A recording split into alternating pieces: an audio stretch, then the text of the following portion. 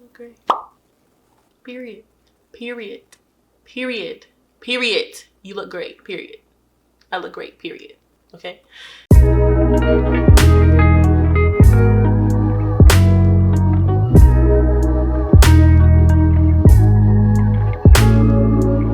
What's up, guys? Welcome back to my channel. For those of you who are new here, my name is Ashley Mae and I am an author, an artist, and a life coach. And today's video is on how to make money doing what you love. In this video, I will walk you through the step-by-step process that I follow for creating the life I want to live and making money at the same time. If you enjoyed this video, be sure to hit that thumbs up button, subscribe to the channel for more, comment, and share with a friend. Let's get into the video. Step 1 would be to identify the dream. Assess what your dream would feel like and what it would look like. Use the technique of scripting to write yourself in the first person already living your dream life. Be sure to be as specific as possible, and if you don't know, that's absolutely okay. You can leave blank space for things that you're not sure of now to fill in later. When I've done this technique, when I've used this technique, I have written myself as waking up at ideally like 9:30, which is late to some people and late to me considering I wake up now at around 7. But being able to have the flexibility to wake up when I want, go to the gym around 10 to 11 a.m., work from home, know that what I'm doing is creating every day, creating something that I'm both proud of, feel fueled by, and that I enjoy, and that allows me to help others. So this technique of scripting can really help you identify exactly what that dream is and what that dream would look like in action so that you can start to move a little bit closer towards it. Step 2 is to assess where you are now. And you're going to want to look at several different components of this assessment, whether that be mentally, financially, emotionally, spiritually. Whatever aligns best with your goals is what you're going to want to examine. In the first part of this second step, you're going to want to ask yourself, where am I now? Is it where I want to be? And if not, what is standing in my way? If you're looking for ways to track your habits financially, one of the resources that I use is mint.com. I use Mint to keep track of my finances through daily updates, understanding trends on my spending, set financial goals, and also to remain realistic about what I can and can't do. I highly recommend using either Mint or a spreadsheet of some sort to keep track of your financial habits. Using an online resource is not the only option, but it is an essential one. You cannot correct what it is that you do not track, and you cannot correct what it is that you are not aware of. So, help yourself towards your financial goals and start tracking them today. If you want to track your habits physically, ask yourself, how is your body feeling? Do you feel in touch with it? Do you feel flexible? Do you feel healthy? A lot of times around this time of the year, everyone is so focused on weight loss and they lose sight of being in touch with your body and feeling really healthy and feeling like you are capable of doing things. If you don't feel grounded within your body and you don't feel like you have a good physical routine for exercise or for whatever else your health needs, then try to get in touch with that and try to start to establish that routine. In the summer, my workout routine is from about 5 to 6 days a week, and I can stay pretty committed to that because I love being outside, I love the weather, and everything is just brighter, and I feel very happy to go and exercise and have a good time. In the winter, on the other hand, I want to stay inside, so my workout routine pushes back to 3 to 4 days a week, and I just feel like staying in, cuddling under blankets, and watching TV. But that's completely okay because I understand what it is my body needs, and I'm willing to give that to myself.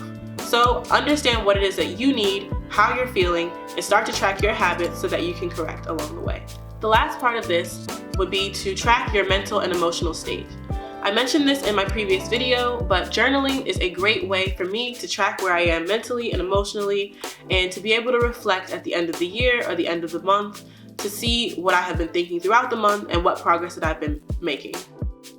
I'm very words oriented, so this technique might not work well for you.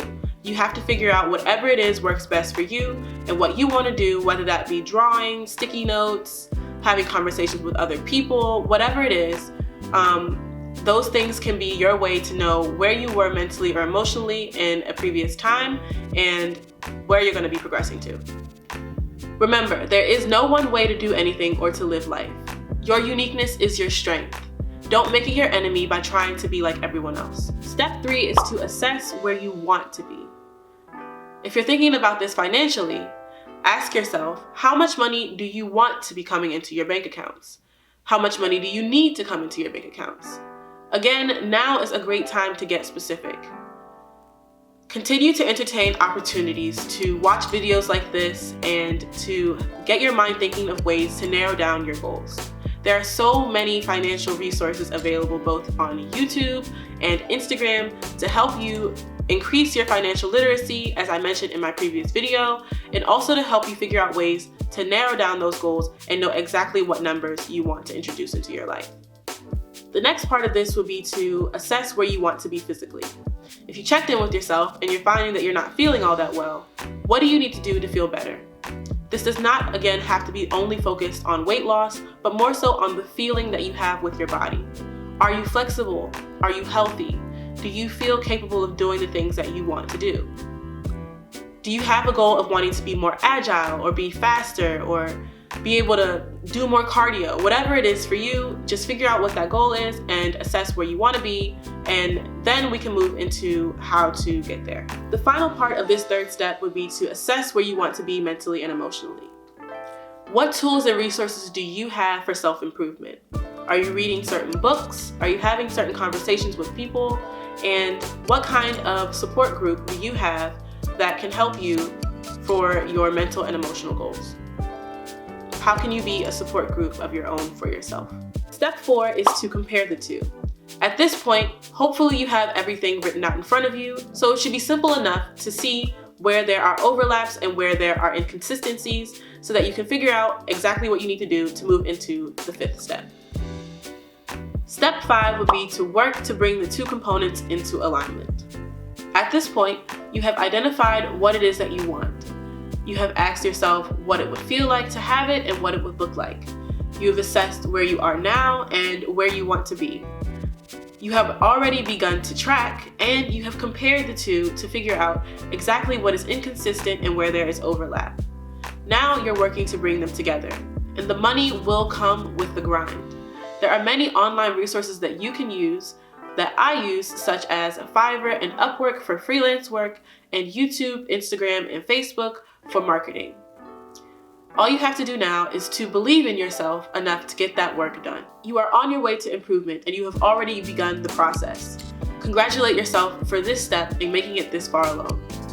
The final and almost largest piece of this process is to be gentle, don't settle, don't self-sabotage, and to fully believe in yourself.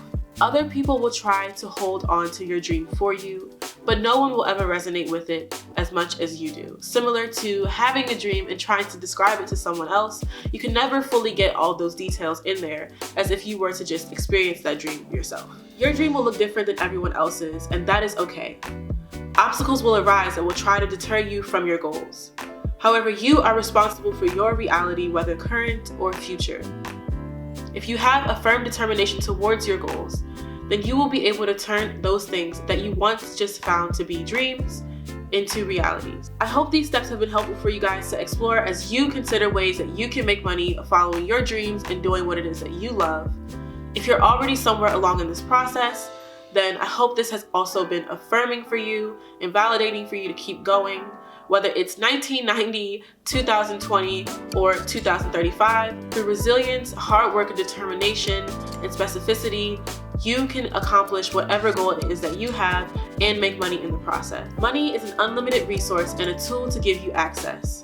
And no one can control how much of it you make when you have a determination and a follow-through to want more for yourself. If you fall into the trap of believing that what you currently have is all you'll ever have, that is okay. You don't have to stay there.